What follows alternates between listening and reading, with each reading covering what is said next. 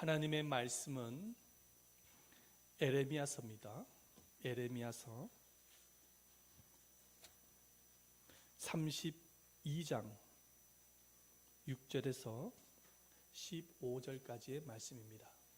에레미야 32장 6절에서 15절, 구약 성경에 1103페이지에 있습니다. 1103페이지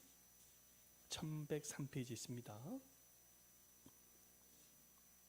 에레미야서 32장 6절에서 15절까지 1103페이지 있습니다. 우리 한 구절씩 함께 교독하도록 하겠습니다. 에레미야가 이르되 여호와의 말씀이 내게 임하였느니라. 이르시기를 보라, 내 숙부 살롬의 아들 하나멜이 내게 와서 말하기를 너는 아나돗에 있는 내 밭을 사라.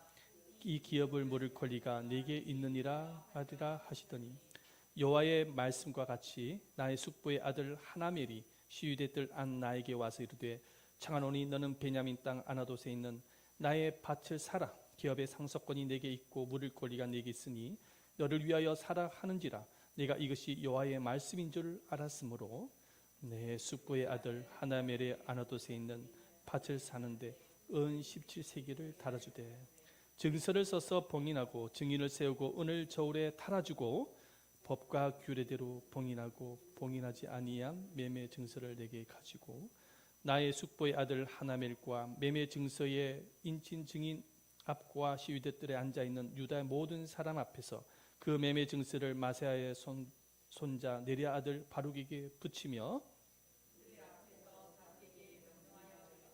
만군의 여호와 이스라엘의 하나님께서 이와 같이 말씀하시기를 너는 이 증서고 봉인하고 봉인하지 않을 매매 증서를 가지고 토기에 담아 오랫동안 보존하게 하라. 만군의 여호와 이스라엘 하나님께서 이와 같이 말씀하시니라. 사람이 이 땅에서 집과 밭과 포도원을 다시 사게 되리라 하셨다 하니라. 아멘. 할렐루야. 주님의 사랑과 은혜가 여러분들 모두에게 충만하게 임하시기를 축원드립니다. 아멘. 사진을 먼저 보여주세요. 플로렌스 체드윅이라는 여성 수영 선수가 있습니다. 이 선수는 영국 해협을 왕복으로 헤엄쳐서 건넌 최초의 여성입니다. 34살 나이에는 또 다른 목표를 세우기 위해서 미국 LA 앞에 있는 카타리나 섬에서 캘리포니아 해변까지 수영으로 횡단하기로 하였습니다. 그래서 1952년 7월 4일 날에 카타리 섬에서 캘리포니아 해변까지 수영을 하는데 바다는 매우 차갑고 앞에는 안개가 짙게 들어져 있고 상어떼들이 이 여성 주위를 맴돌았다고 합니다. 그리고 100만 명이 넘는 사람들이 TV를 통해서 그녀가 16시간 동안 수영을 하는 장면을 지켜보았다고 합니다. 이제 해변이 얼마 남지 않는 가운데 있었는데 그런데 수영을 하다가 이 여성이 포기하고 말았습니다.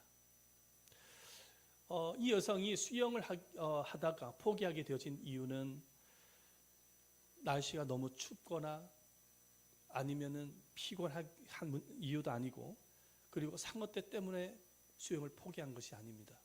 이 여성이 수영을 하다가 포기하게 되어진 것은 바로 안개 때문이었습니다. 안개 때문에 목표 지점이 가까웠지만 해변이 눈에 들어오지 않자 마음속에 두려움이 찾아오게 되어진 것입니다.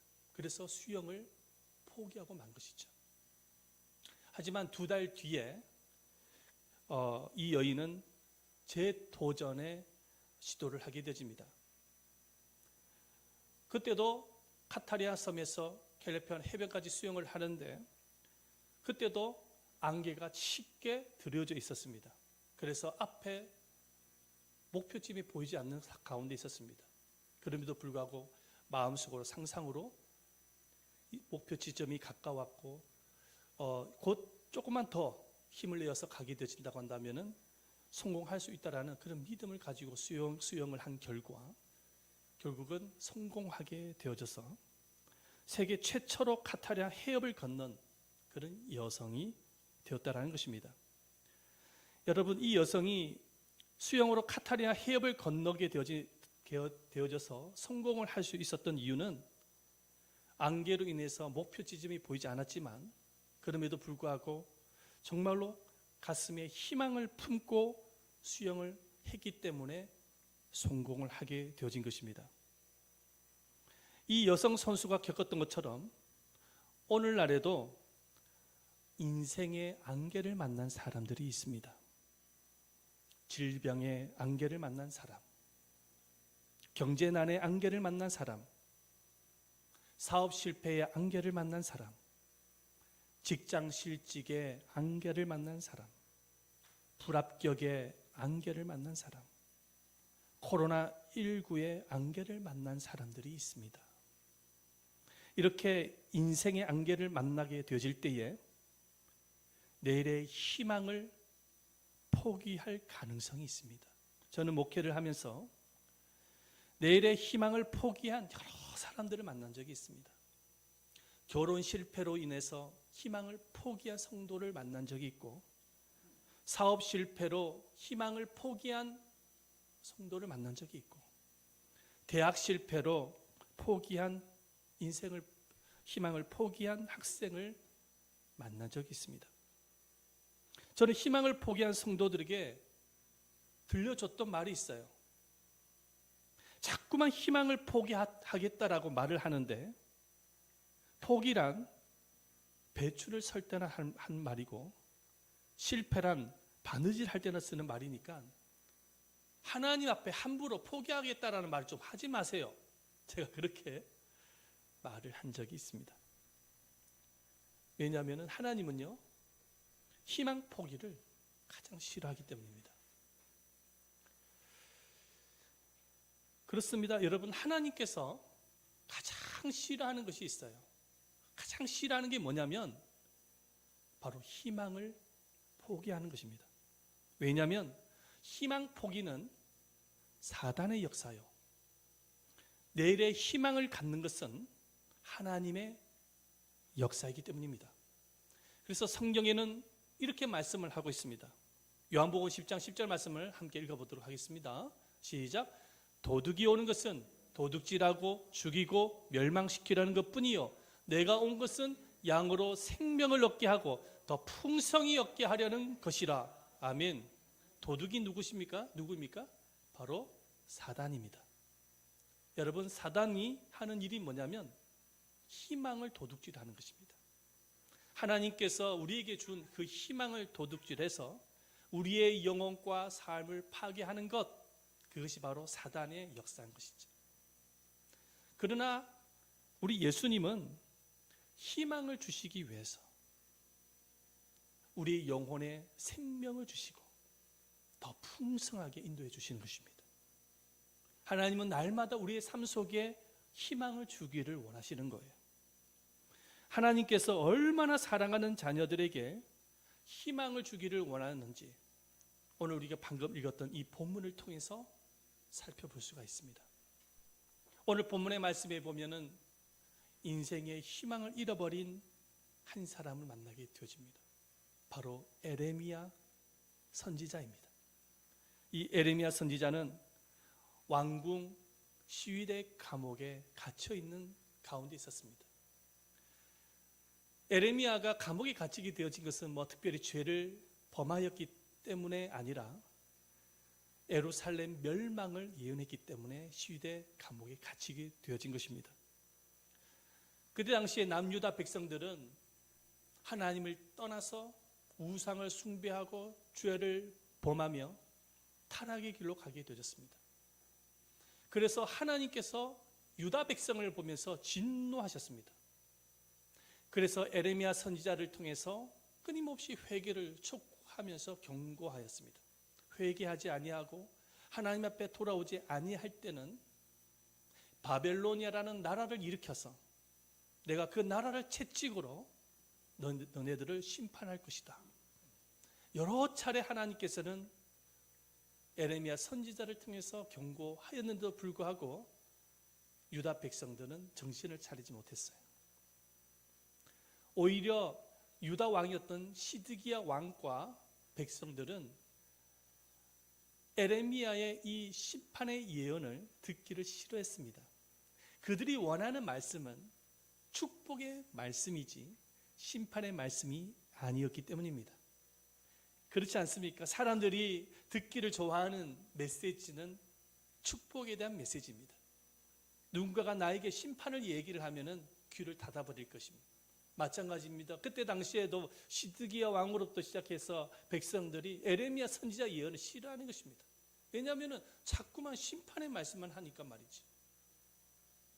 그럼에도 불구하고 이 에레미야가 끊임없이 하나님의 심판의 예언을 전하게 되어지자 도저히 참지 못하고 시드기야 왕은 이 에레미야를 시대 감옥에 가둬버리고 만 것입니다. 시대 감옥에 갇히게 되어진 에레미야는 참으로 절망 가운데 있었습니다. 가장 큰 절망이 무엇이냐면 이제 곧 바벨로니아가 침략을 해서 예루살렘을 멸망하게 되어질 것인데 그 날이 멀지 않았다는 사실에 에레미야 선지자는 큰 절망을 가지고 있었던 것이죠. 그래서 그 감옥에서 에레미야가 할 수 있는 것은 눈물을 흘리는 것밖에 없었어요. 눈물을 흘리면서 그 민족의 절망을 바라보는 가운데서 눈물을 흘리면서 주님께 기도하는 것 외에는 다른 어떤 방법이 없었습니다.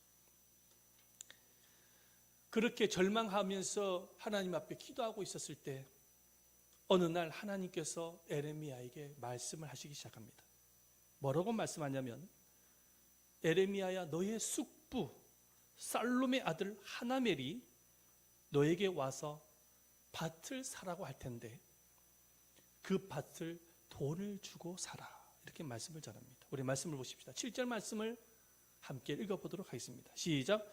보라 내 숙부 살롬의 아들 하나멜이 내게 와서 말하기를 너는 아나돗에 있는 내 밭을 사라 이 기업 물을 권리가 내게 있느니라 하리라 하시더니 하나님의 말씀을 받고 난 이후에 며칠이 지나고 난 이후에 정말로 하나멜이 에레미야에게 와서 아나돗에 있는 밭을 사라고 말을 합니다. 우리 말씀을 보십시다. 8절 말씀을 읽어보도록 하겠습니다. 시작. 여호와의 말씀과 같이 나의 숙부 아들 하나멜이 시위대 뜰 안 나에게 와서 이르되 청하노니 너는 베냐민 땅 아나돗에 있는 나의 밭을 사라 기업의 상속권이 내게 있고 물을 권리가 내게 있으니 너를 위하여 사라 하는지라. 여러분 하나멜이 아나돗에 있는 밭을 사라고 에레미야에게 와서 밭을 팔고자 한 이유가 무엇일까요? 이유가 무엇이냐면 이제 곧 그때 당시에 남유다는 바벨론의 포위 가운데 있었습니다. 지금 보니까 그 우크라이나라는 나라에 보니까는 러시아가 포위를 했더라고요. 그와 같이 이 바벨로니아라는 군대가 남유다를 포위하고 있었어요. 그래서 이 하나멜은 이제 곧 바벨로니아가 들어오게 되어지면은 자기가 가지고 있는 소유의 땅을 빼앗길 것을 알고 있는 것입니다. 그래서 빼앗기기 전에 이 밭을 빨리 팔아서 현금과 생필품을 갖추는 것이 가장 좋은 판단이라고 생각했던 것입니다. 그렇지 않습니까? 이번에 우크라이나에 그게 전쟁이 일어나니까는 국민들이 무엇을 합니까? 은행에 가서 현금을 찾기 위해서 막 줄을 지어서 서 있는 것을 아마 보셨을 것입니다. 생필품 가게에는 생필품이 동이 나고 말았어요. 여러분 전쟁이 일어나게 되면 그렇게 움직인다고 합니다. 사람들은 어쨌든지 현금을 가지고 있어야 되고 살기 위해서 생필품을 확보하는 것이 사람들이 가지고 있는 상식인 것이죠. 하나멜도 마찬가지입니다. 이제 곧 있으면은 유다가 바벨론에 의해서 함락이 되어지고 멸망할 것을 너무나도 잘 알고 있었기 때문에 자신의 소유의 땅을 빨리 파는 것이 합당하다고 생각했던 것입니다.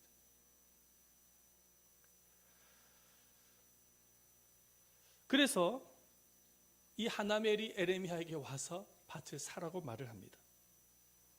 그런데 이 에레미야가 정말로 하나님의 말씀대로 은 17세겔을 주고 하나멜의 밭을 구입을 합니다.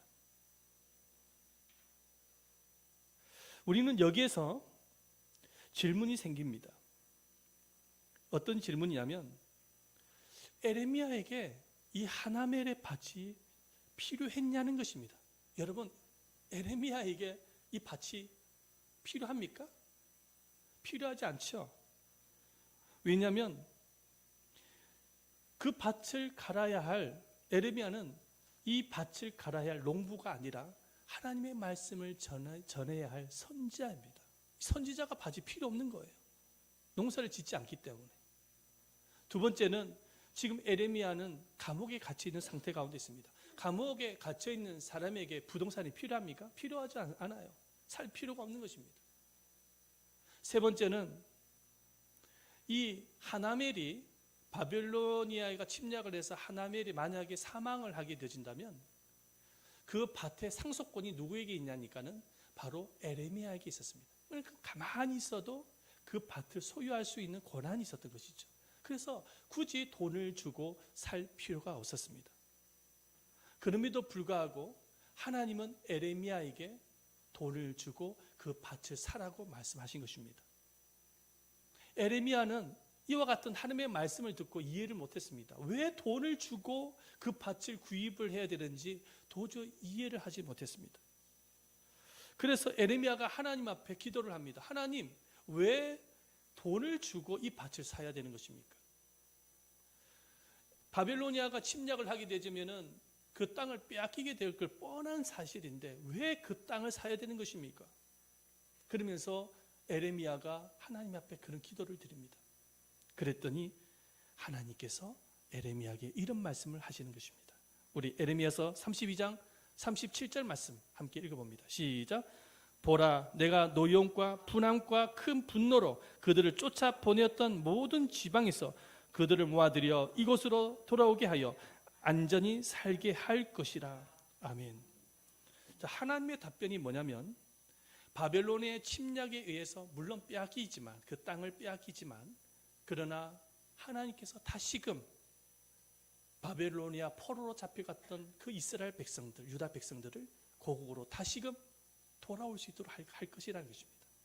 그러면서 무너졌던 그 예루살렘 성전과 무너졌던 이스라엘 백성들의 그 신앙을 하나님께서 회복해 주겠다고 약속하고 계시는 것입니다.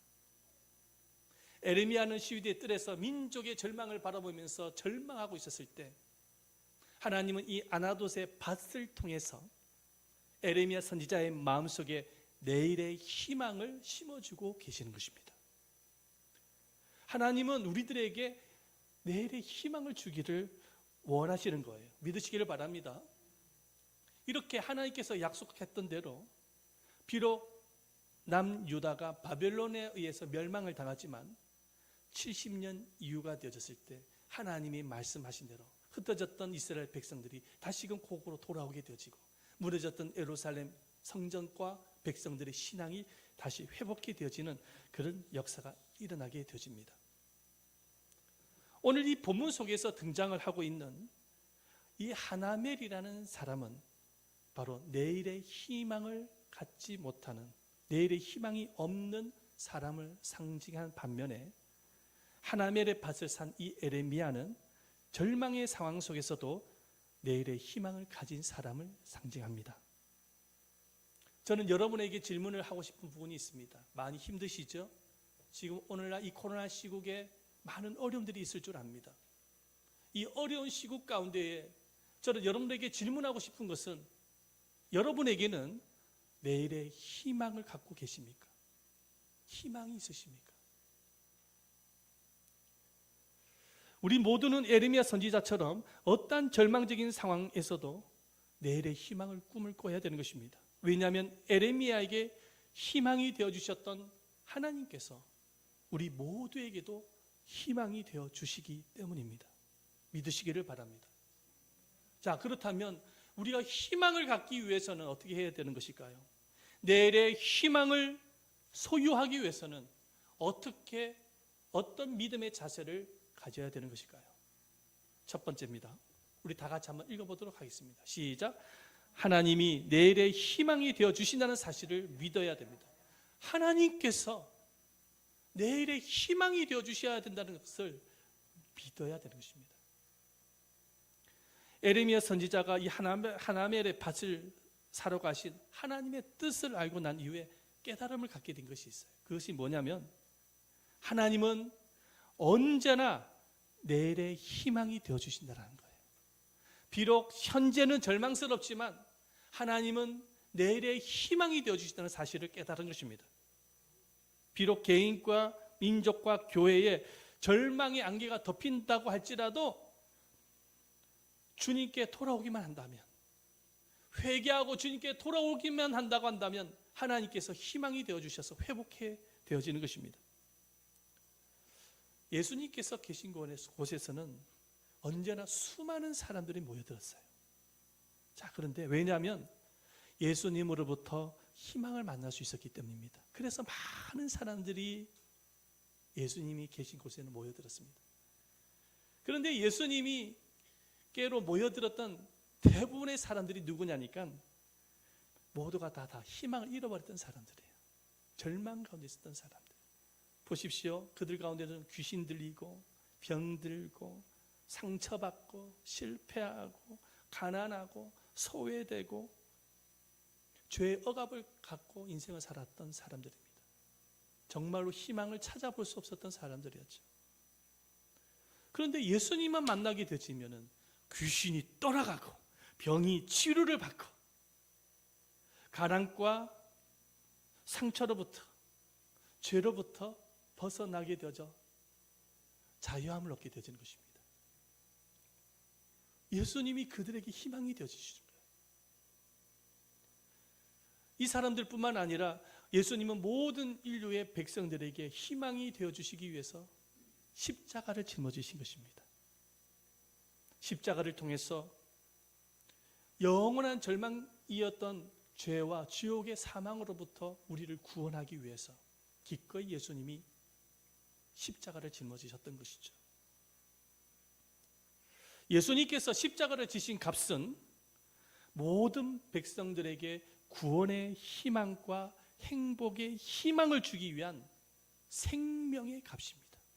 자, 여기 예수님이 십자가에 매달리신 값은 우리 모두에게 구원의 희망과 행복의 희망을 주기 위한 목숨값으로 십자가를 짊어지신 거예요. 믿으시기를 바랍니다. 그러면 누구든지 예수를 믿고 예수를 간절히 찾는 이들에게는 예수님이 희망이 되어주시는 것입니다. 1930년도에 미국에 심각한 대공황이 찾아왔습니다. 어느 날 클레 어렌스 목사님께서 이 공장이 밀집되어진 흑인 교회가 있었는데 그 교회에 들어가셔서 설교를 하셨습니다. 그 교회의 성도들은 모두가 대부분 가난하고 60% 이상이 다 실직된 상태였습니다. 그런데 성도들이 예배를 드리고 찬송을 하는데 그 찬송이 너무 뜨겁게 찬송을 하는 것입니다. 희망과 힘을 가지고 열정을 가지고 찬송을 부르는데 말이죠. 목사님께서 감동을 받으셨어요. 목사님이 교인들에게 물었습니다. 아니 지금 대공황이지 않습니까? 실업자는 계속 증가하고 있습니다.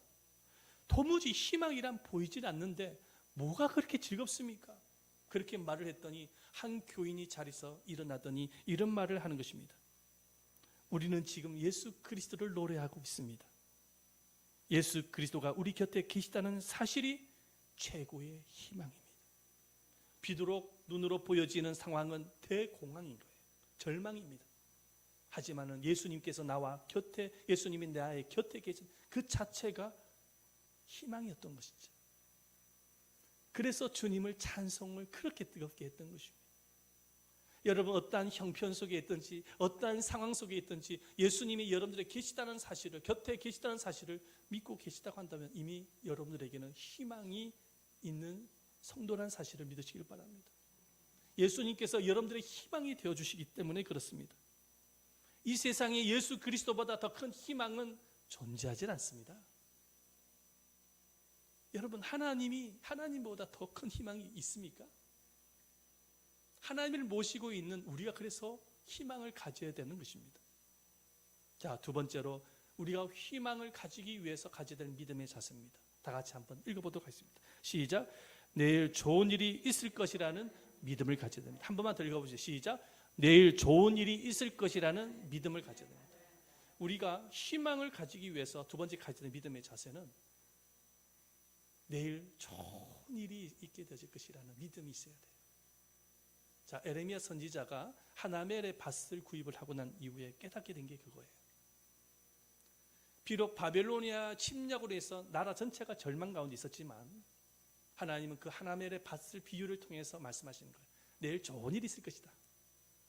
그 좋은 일이 무엇입니까? 흩어졌던 백성들이 다시금 고국 땅으로 돌아와서 무너졌던 예루살렘 성전이 다시금 회복이 되어지고 백성들의 신앙이 회복되어지지 않습니까?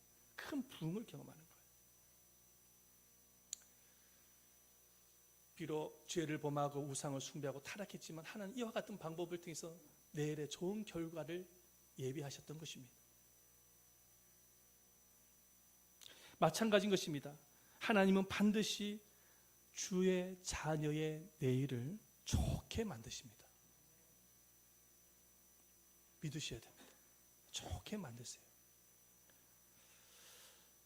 그래서요, 예수님은 당장 먹는 거, 입는 거, 마시는 것 때문에 걱정하고 있었던 제자들을 향해서 이렇게 말씀을 전합니다. 마태복음 6장 34절 말씀이죠. 함께 읽어봅니다. 시작.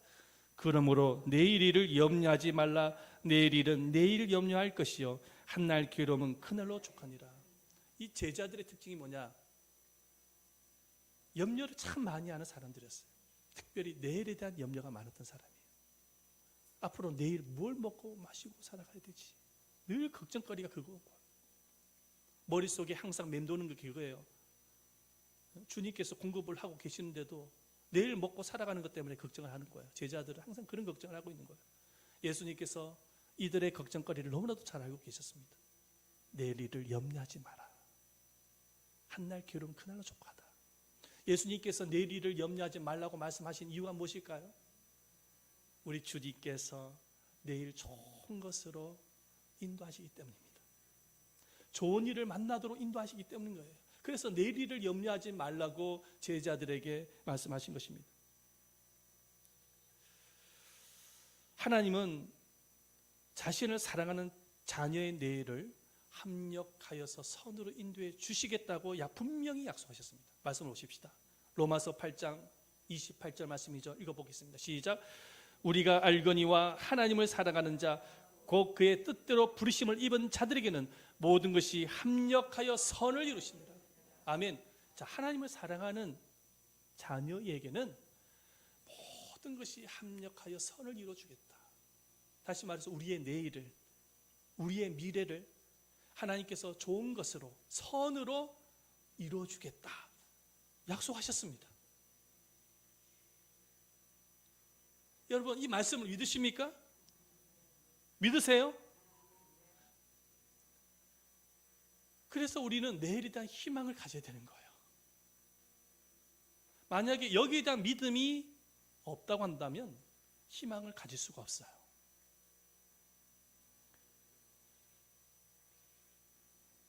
희망을 만드는 내면의 가장 중요한 요소가 무엇이냐면, 희망을 만드는 우리들의 마음속에 중요한 요소가 무엇이냐면 앞으로 좋은 일이 생길 것이라는 믿음입니다. 한번 따라합시다. 앞으로 좋은 일이 생길 것이다 라는 믿음인 거예요. 누구 때문에? 주님 때문에. 그런데 많은 사람들이 자꾸만 희망을 포기하는 이유가 앞으로 불행해질 것이라고 생각하는 거예요. 앞으로 굶주리 되어질 것이라고 생각하는 거예요. 앞으로 실패할 것이라고 생각하는 거예요. 앞으로 안 될 것이라고 미리 생각을 하는 것입니다. 미리 결정을 해버리는 것이죠. 안 될 것이라고 믿으니까 안 되는 것이죠. 좋은 일이 생길 것이라고 믿게 되어지면 좋은 일이 생길 수밖에 없는 것입니다. 주님이 역사하시니까. 아우슈비츠 유대인 수용소에서 살아남은 생존자 빅터 프랭클이라는 사람이 있습니다. 이분이 쓴 책이 뭐냐면 죽음의 수용소라는 책입니다.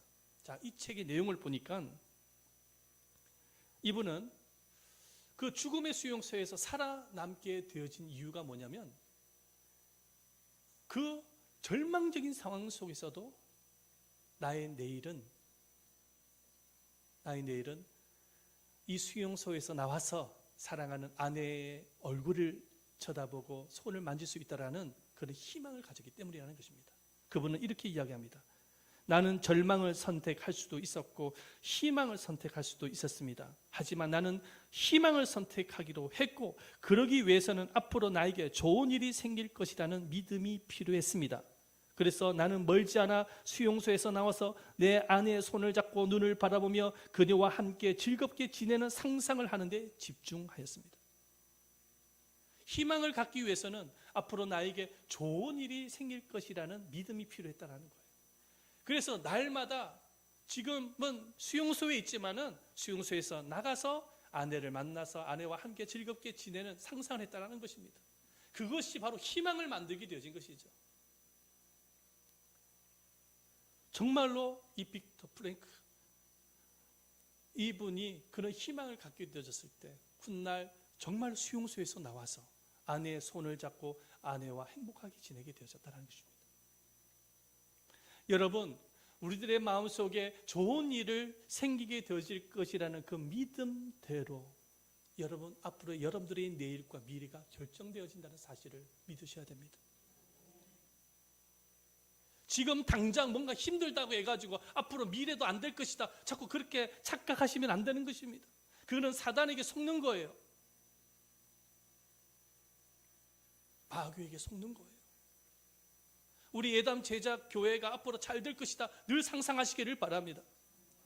그 믿음대로 되어지는 것입니다. 아유, 이 코로나 시국에 우리 예담 제자교회가 전도도 안 되고 이게 잘 될까, 늘 그런 의심과 그런 부정적인 생각을 절대로 가져서는 안 돼요. 하나님은 능치 못할 일이 없으시고 하나님은 풍성하게 인도하시는 분이신 것입니다. 우리가 내일 좋은 일이 생기게 되어질 것이라는 믿음을 가져야 될 근본적인 이유가 있어요. 주님의 자녀의 내일의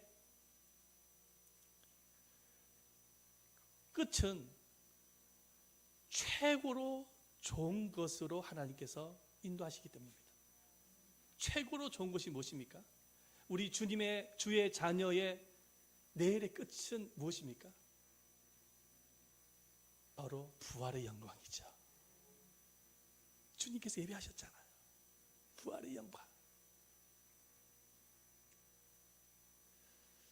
인생에 있어서 가장 큰 절망이라 뭐라고 이야기합니까? 죽음이라고 말을 하지 않습니까?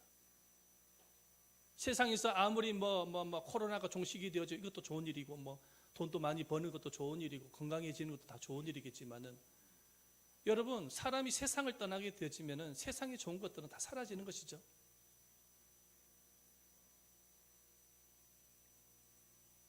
그런데 주의 자녀들에게 있어서의 인생의 끝은 무엇입니까? 죽음이 끝이 아닌 것이죠. 부활의 영광이 끝인 것입니다. 하나님께서 우리에게 최고로 좋은 것을 준비해 놓으셨던 것이죠. 그래서 성경은 뭐라고 말씀하고 계시냐면, 우리에게 이 최고의 좋은 것을 심어주시기 위해서 죽음을 죽음으로 말씀하지 않으세요. 성경은 뭐라고 말씀하세요? 성도의 죽음을 죽음이라고 말하지 않고 잔다라고 말하고 있어요. 예수 안에서 잔다라고 말씀하고 있습니다. 말씀을 볼까요? 데살로니가 전서 4장 14절 말씀이죠. 읽어봅니다. 시작. 우리가 예수께서 죽으셨다가 다시 살아나심을 믿을진대 이와 같이 예수 안에서 자는 자들도 하나님이 그와 함께 데리고 오시리라. 아멘. 예수 안에서 자는 자로 말씀하고 있습니다. 여러분, 잠을 자다가 아침에 깨지 않습니까? 그와 같이 여러분, 죽음도 그렇다는 거예요. 성도의 죽음도 잠시 눈을 감지만 나중에 때가 될 때 부활의 영광을 얻게 되진다는 거예요. 예수님이 부활하신 것처럼 생명의 부활을 얻는다는 것입니다. 살아난다는 것이죠. 우리에게는 여기에 대한 큰 소망을 갖고 있는 것입니다. 데살로니가전서 4장 16절 말씀도 읽어봅니다. 다 같이 한번 읽어보십니다. 시작. 주께서 호령과 천사장의 소리와 하나님의 나팔 소리로 친히 하늘로부터 강림하시리니 그리스도 안에서 죽은 자들이 먼저 일어나고, 할렐루야, 죽은 자들이 일어난다는 거예요. 얼마나 좋습니까? 자, 데살로니가전서 4장 17절 말씀도 읽어봅니다. 시작. 그 후에 우리 살아남은 자들도 그들과 함께 구름 속으로 끌어올려 공중에서 주를 영접하게 하시리니 그리하여 우리가 항상 주와 함께 있으리라. 아멘. 우리 인생에서 가장 큰 절망을 죽음이라고 하는데, 여러분, 예수 믿는 사람은 이미 그 절망을 돌파한 사람이에요. 그래서 부활의 영광이 있기 때문에 우리 나중에 모두가 다 천국으로 가는 겁니다. 그래서 천국에서 사는 거예요. 이 땅의 인생을 살아가면 험난한 어려움들이 찾아올 수밖에 없어요. 왜냐, 우리가 살고 있는 이 세상은 죄악이 가득한 세상이거든요. 그래서 이런 모양으로 저런 모양으로 여러 가지 어려움과 힘겨운 절망들이 찾아오기 마련이에요. 그것 때문에 낙심할 필요가 없습니다. 왜냐하면 우리에게는 최고로 좋은 것을 하나님이 예비하셨거든요. 바로 부활의 영광이에요. 우리의 미래는 좋은 것으로 가득한 것입니다. 여러분, 부활의 영광을 주신 하나님께서 여러분 내일을 좋은 일이 생기도록 만들어 주시지 않겠습니까? 여기에 대한 믿음 있으시죠? 우리 내일의 끝은 부활의 영광인데, 그 부활의 영광을 허락하신 주님이 우리 인생의 내일을 좋은 것으로 인도해 주시지 않겠냐는 거예요. 그래서 우리는 날마다 내일 좋은 일이 있을 것이라는 믿음을 가지고 살아가야 됩니다. 지금 당장 내가 힘들어도 나의 내일은 좋은 일이 발생하게 되질 것이라는 믿음을 가지고 이겨나가셔야 돼요. 희망을 가져야 돼요. 리처드 브리크라는 사람이 망가진 날이라는 책에서 이런 말을 하였습니다. 한번 읽어볼까? 시작. 희망은 절대로 당신을 버리지 않는다. 다만 당신이 희망을 버릴 뿐이다. 이렇게 아주 유명한 말을 남겼어요.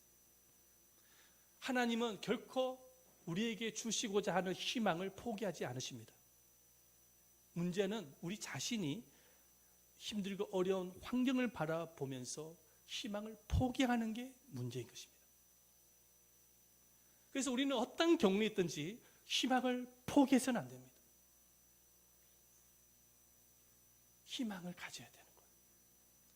여러분, 하나님의 희망이 항상 여러분들과 함께한다는 사실을 믿으시고, 여러분들이 내일의 희망이, 여러분들의 내일의 좋은 것이 가득하다는 사실을 믿으시면서 항상 가슴에 희망으로 가득 차는 여러분 되시기를 예수님의 이름으로 축원드립니다.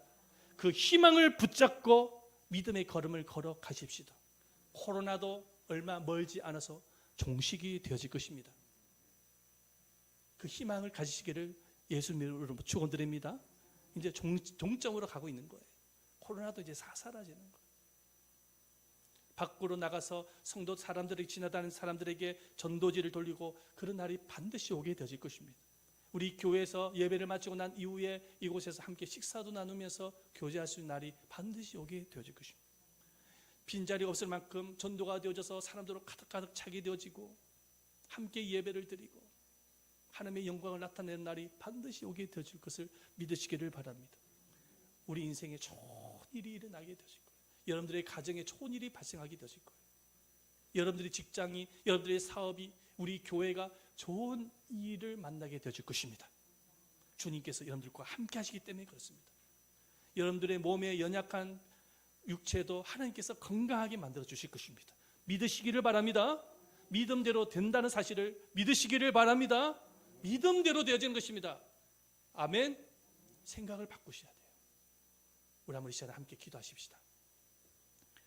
기도를 드릴 때에 하나님, 희망을 가지기를 원합니다. 눈으로 보여지는 현실, 환경 때문에 때로는 낙심할 때도 있지만 희망을 갖겠습니다.